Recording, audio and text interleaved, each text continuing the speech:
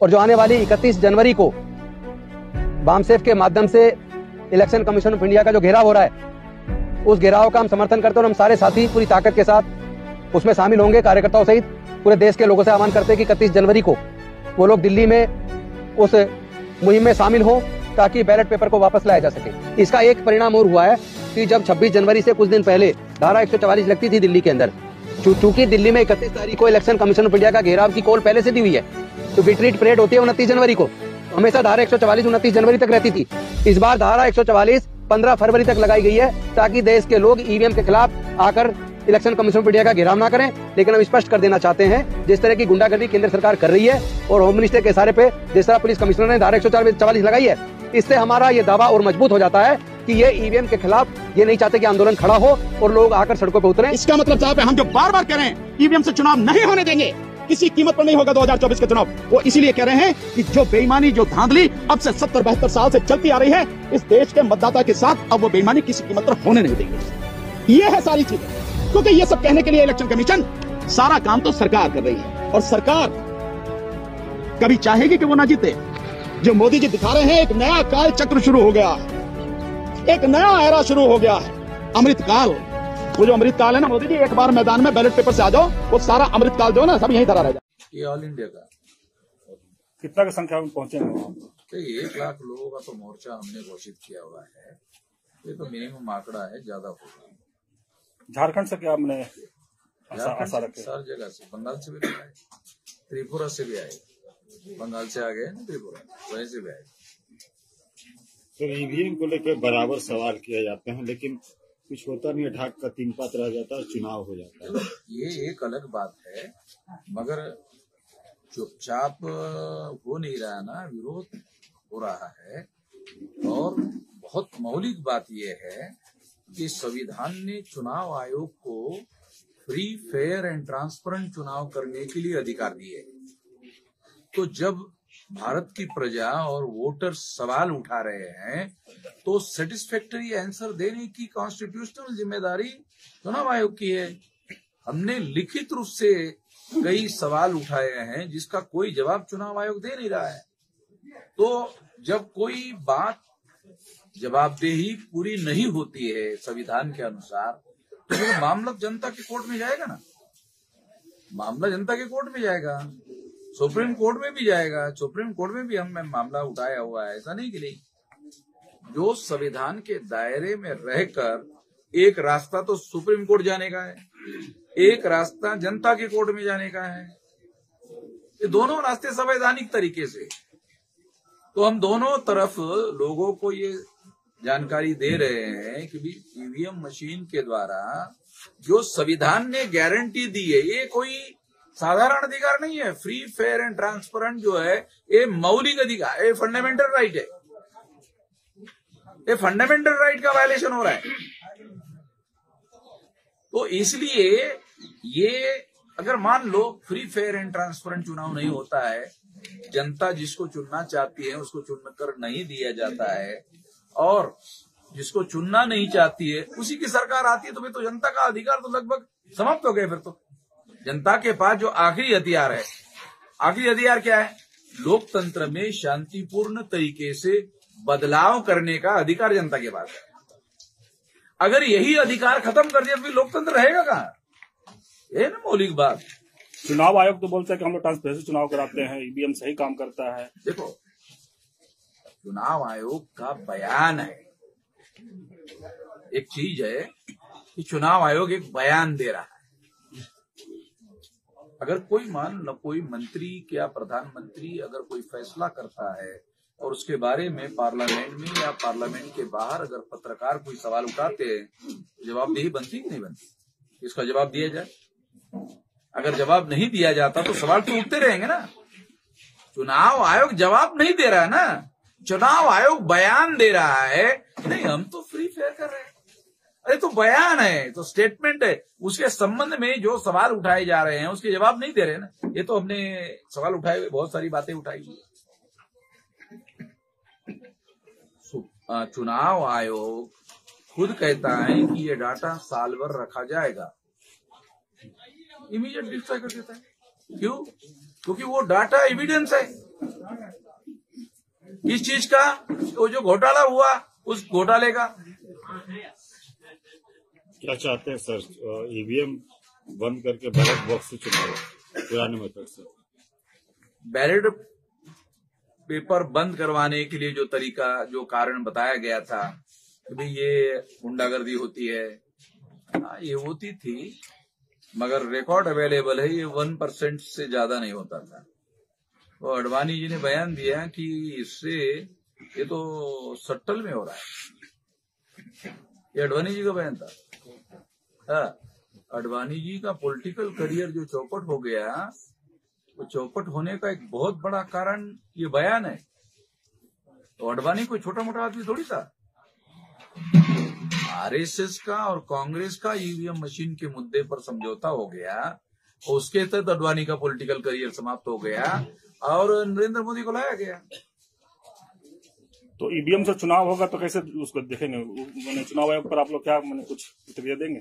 देखो, 31 तारीख को तो लाखों लोगों का मोर्चा हम लेकर जा रहे हैं और मोदी जी ने 144 लगा दिया दिल्ली में। हम कहते हैं कि चुनाव आयोग एटोनॉमस बॉडी है, कि भारत सरकार का डिपार्टमेंट नहीं है। तो हमारे रैली को रोकने के लिए 144 आपने लगा दिया। आप चुनाव आयोग का प्रोटेक्शन करने के लिए मैदान में क्यों उतरे? चुनाव आयोग को देखने दो ना। चुनाव आयोग एटोनॉमस बॉडी है, चुनाव आयोग स्वायत्त संस्था है। उसके लिए मोदी प्रोटेक्शन करने के लिए मैदान में क्यों उतरे?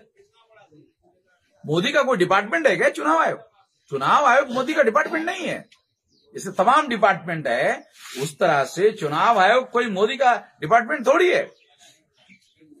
फिर उसके प्रोटेक्शन में क्यों आ रहा है? क्यों आ रहा है? उसका कारण ये है कि वो चुनाव आयोग उनको हेल्प कर रहा है ना। चुनाव आयोग उसको हेल्प कर रहा है और हमने वही पॉइंट उठाया हुआ है। मोदी के चुनाव जीतने के चांसेस नहीं है। आपको बहुत मौलिक बात बताता हूं जो सारे देश का मीडिया बता नहीं रहा है। वो क्या है? क्या आपको पता है 2019 में मोदी की बहुत पॉपुलर 37.7%। इसका दूसरा अर्थ क्या है? 62.3% अपोजिशन में है। फिर आप सवाल कर सकते हो, अरे फिर मोदी कैसे चुनकर आ गया? ये तो एक सवाल है।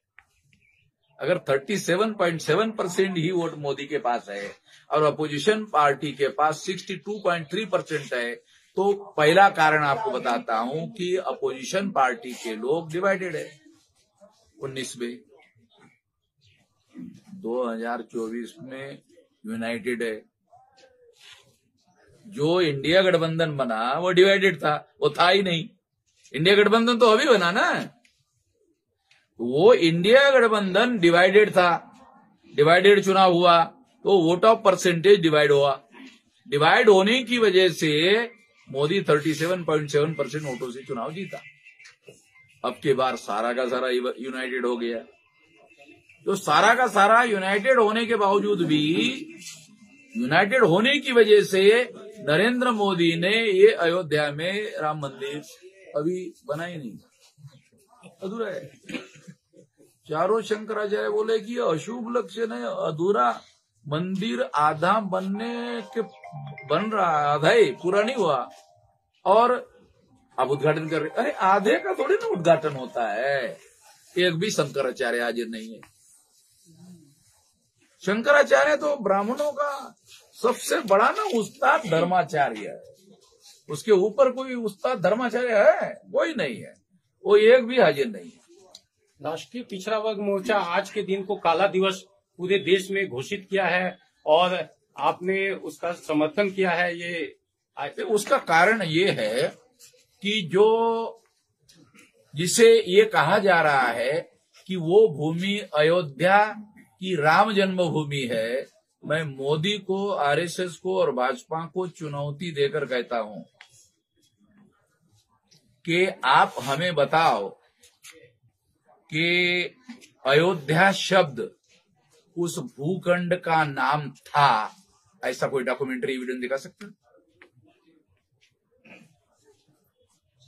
मगर उस भूखंड का नाम बुद्ध भूमि है, उसका रिकॉर्ड है। बुद्ध ने वहां 16 साल निवास किया। 3000 भिक्षुओं का ट्रेनिंग सेंटर वो था, 3000 भिक्षुओं का। ब्राह्मणों ने मुसलमानों को निमंत्रण दिया, आओ इसको डिस्ट्रॉय करो, हम आपको साथ देते हैं। तो मुसलमानों को ब्राह्मणों ने मदद की और ब्राह्मणों की मदद से मुसलमानों ने डिस्ट्रॉय किया, मस्जिद बनाई। अभी सुनिए, अधूरी बात है नहीं, यही तो हमारे लोगों की जानकारी है नहीं, कुछ डिस्ट्रॉय कर दिया और वहां पर वो मस्जिद बनाए। ब्राह्मणों को मालूम था, पहले से वो भूमि राम जन्मभूमि नहीं है, वो साकेत है। रिकॉर्ड में उस भूखंड का नाम ब्राह्मण भी कहते हैं, ब्राह्मणों के लिटरेचर में, पुराणों में उस भूमि का नाम साकेत है। अयोध्या नहीं, अयोध्या शब्द कहाँ है? भारत के इतिहास में पहली बार अयोध्या शब्द आया कहाँ? रामायण में। रामायण में अयोध्या शब्द है। जमीन पर कई प्रचार में भांडारकर ब्राह्मणों का महापंडित हुआ है महाराष्ट्र में। वो क्या कहता है? 14वीं शताब्दी तक राम नाम का कोई भी कल्ट ही वजूद में नहीं था। तो ब्राह्मण है भाई, हम तो है नहीं, वो तो ब्राह्मण है। भंडारकर वो महापंडित माना जाता है। वो कहता है 14वीं शताब्दी तक, 11वीं शताब्दी तक वहां का रिकॉर्ड ऐसा कहता है, राम मंदिर का कोई एग्जिस्टेंस ही नहीं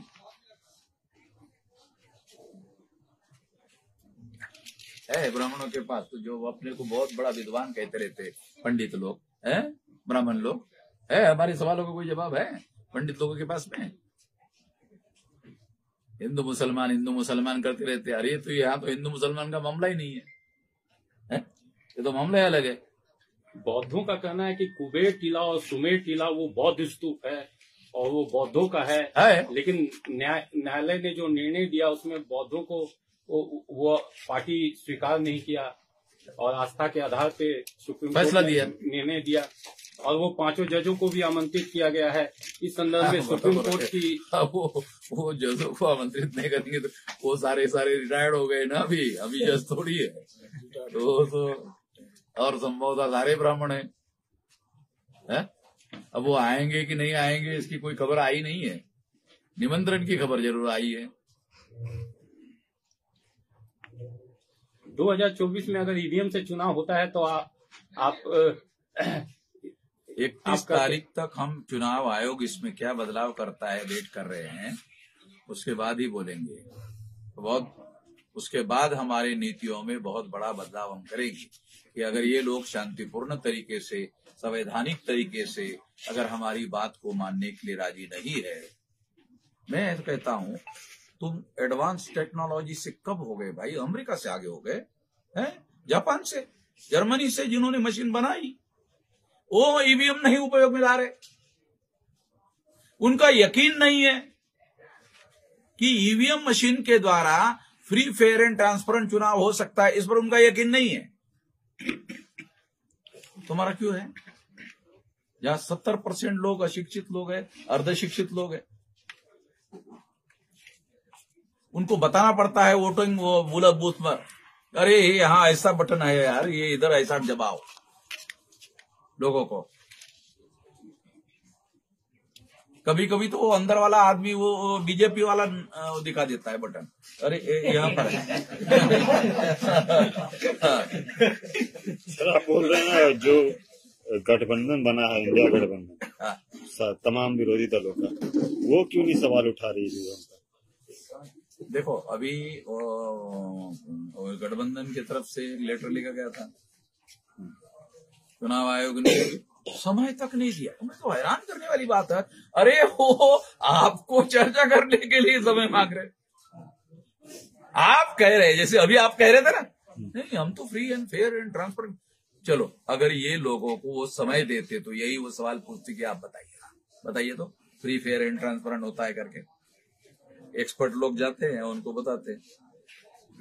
चुनाव आयोग ने कभी उस मशीन को सार्वजनिक रूप से सारे दुनिया वालों के सामने भाई कोई भी आ जाओ और इसमें गड़बड़ी होती है करके दिखाओ, तो लोगों ने तो चुनौती दे हुई है, ये हम करके दिखाते हैं। मैंने आप चुनाव आयोग पर सवाल उठा रहे हैं।